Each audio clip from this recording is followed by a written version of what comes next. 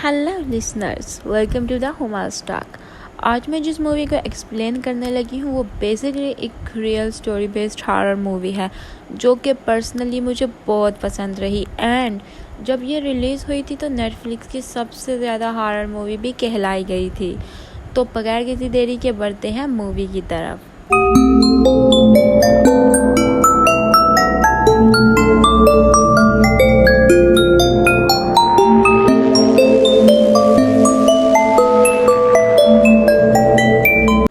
2017 में रिलीज़ हुई ये मूवी 15 साल एक लड़की के गिर्द घूमती है जिसका नाम होता है वेरोनिका, और मूवी का नाम भी है वेरोनिका।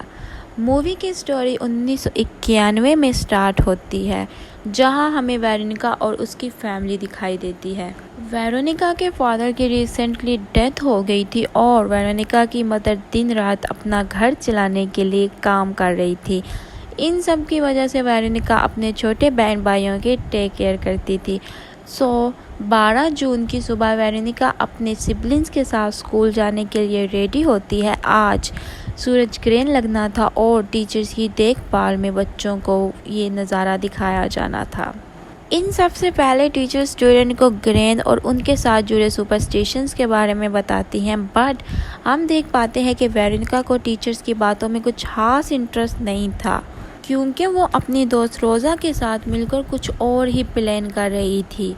देन जब टीचर स्टूडेंट्स को लेकर सूरज ग्रहण देखने जाते हैं तो वेरोनिका और उसकी फ्रेंड्स बजते बजाते स्कूल की बेसमेंट में पहुंच जाते हैं और वहां अपने बनाए गए प्लान को कंप्लीट करने लगते हैं। जैसा कि क्लास में आज टीचर्स ने बताया होता है कि सुपीरियर्स को बुलाने का आज बहुत अहम दिन है, तो वेरोनिका और उसकी फ्रेंड्स ओइजा बोर्ड के ज़रिए अपने डियर्स को बुलाने की ट्राई करते हैं। वेरोनिका की फ्रेंड का बॉयफ्रेंड सेंट्री रोड एक्सीडेंट में मारा गया था और इसी तरह वेरोनिका भी अपने फादर से मुलाकात करना चाहती थी। इसी तरह ओइजा बोर्ड के ज़रिए वो अपने डियर्स की स्पिरिट से मिलना चाहती थी। वेरोनिका अपने फादर की पिक को ओइजा बोर्ड के सामने रखती है। देन वो लोग अपना गेम स्टार्ट करते हैं और उनको फ़ौरन ही रिस्पॉन्स मिलता है।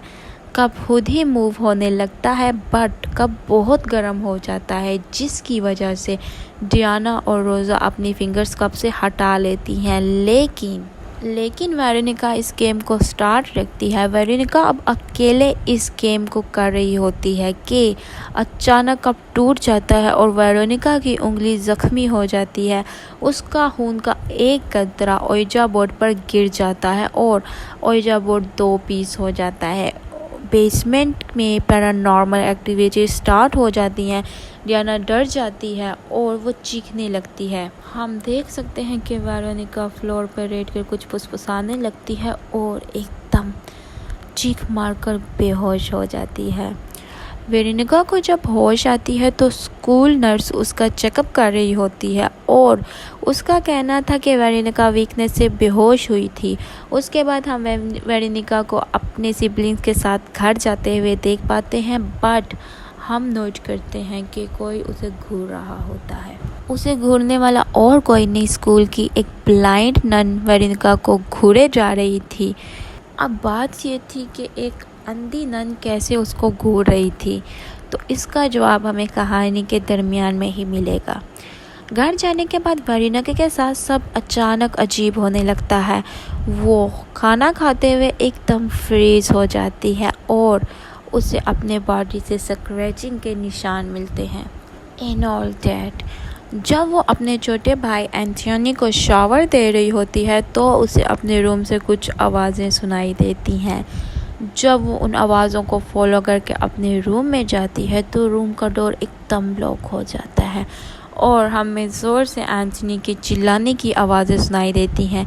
जब ये आवाज़ें वेरोनिका सुनती है तो वो किसी तरह खुद को रूम से बाहर निकालती है और जब वो देखती है तो वो देखती है कि बाथटब का गर्म पानी का नल किसी ने खोल दिया था। वो जल्दी से एंथोनी को बाहर निकालती है और उसे ऑइंटमेंट लगाती है। उसी रात वो ड्रीम में देखती है कि उसके फादर उसे बुला रहे होते हैं, बट अचानक उसके बिस्तर से बहुत से हाथ निकलते हैं और उसको पकड़ लेते हैं और उसके फादर भी अचानक डेमन की शक्ल इख्तियार कर लेते हैं और उस पर अटैक करते हैं। इन सब से अचानक घबरा के वेरोनिका जाग जाती है और जब वो उठती है तो देखती है सब कुछ नॉर्मल होता है। नेक्स्ट डे वेरोनिका स्कूल जाती है और वहाँ उसे रोज़ा इग्नोर कर रही होती है, जिससे वेरोनिका बहुत डिसहार्ट हो जाती है और वो बेसमेंट में जाती है और उसे वही नन मिलती है जो उसे कल घूर रही होती है।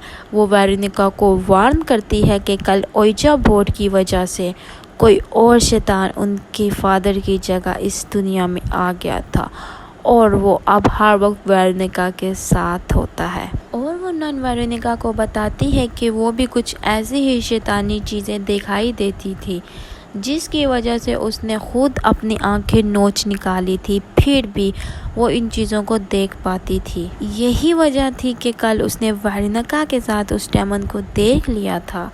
जाने से पहले सिस्टर उसे बोलती है कि उसे खुद ही अपना हया और अपने बहन भाइयों का ख्याल रखना होगा।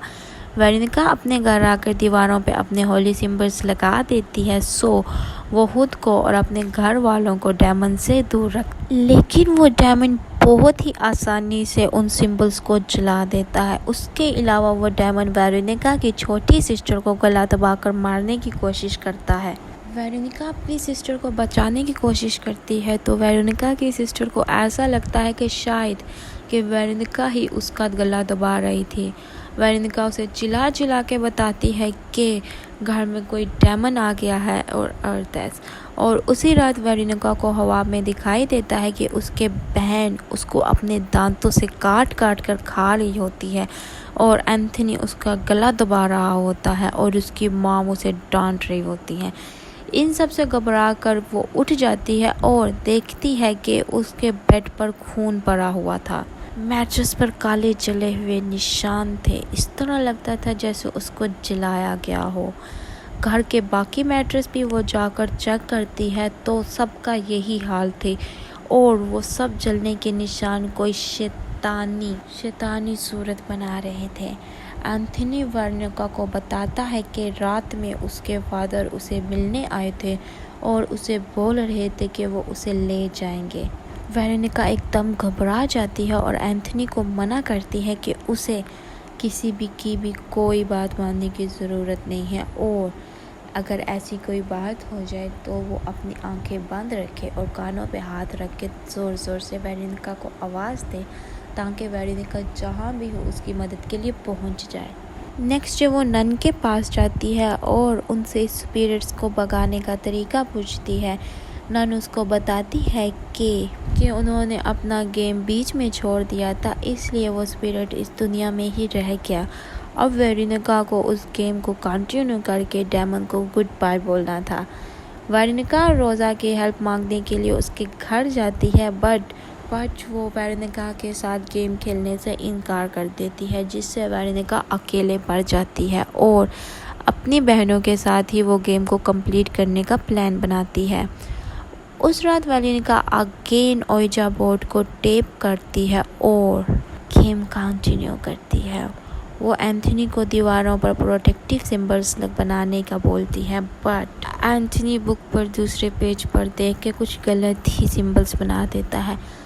देन वो गेम कंटिन्यू करते हैं और वेरोनिका बुक से देखकर मुख्तलिफ तरीके से उस डेमन को भगाने की कोशिश करती है, लेकिन वो डेमन नहीं मानता। जब वो ज़्यादा ज़ोर देती है तो वो डेमन फुल फॉर्म में आ जाता है, उन पर हमला कर देता है और एंथनी को साथ ले जाता है। वेरोनिका जल्दी से पुलिस को फ़ोन करती है और अपनी छोटी बहनों को लेकर किसी तरह बिल्डिंग से बाहर निकलती है और वेरोनिका अगेन अंदर जाती है सो वो एंथनी को बचा ले।